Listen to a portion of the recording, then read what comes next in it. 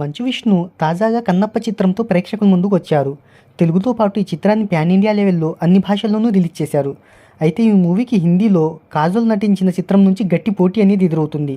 ఇక ఈ మూవీ వివరాలు ఒకసారి చూసుకున్నట్టయితే నటీనటులు సాంకేతిక నిపుణుల రెమ్యునరేషన్తో పాటు ప్రమోషన్ల ఖర్చులు అన్నీ కలుపుకొని ఈ చిత్రాన్ని 120 కోట్లకు పైగా భారీ బడ్జెట్తో నిర్మించారు.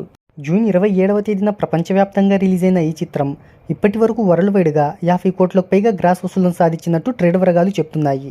అయితే ఈ కలెక్షన్స్లో ఇండియాలో 25 కోట్ల రూపాయల గ్రాస్ కలెక్షన్స్ను వసూలు చేసింది. అయితే ఓవర్సీస్లో మాత్రం ఈ చిత్రానికి పేలవమైన స్పందన లభిస్తుంది. అక్కడ 2 రోజుల్లో కేవలం 3.6 కోట్లను మాత్రమే రాబట్టింది. బాలీవుడ్ హీరోయిన్ కాజల్ నటించిన మా చిత్రం జూన్ 27వ తేదీన గ్రాండ్గా థియేటర్లోకి వచ్చింది.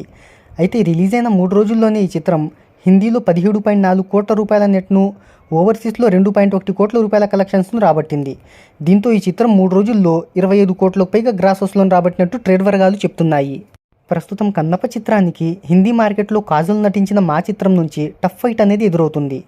ప్రభాస్, అక్షయ్ కుమార్ లాంటి స్టార్ హీరోస్ ఉన్న హిందీ బెల్ట్లో మటుకి ఈ మూవీ వసూళ్లను సాధించలేకపోతుంది.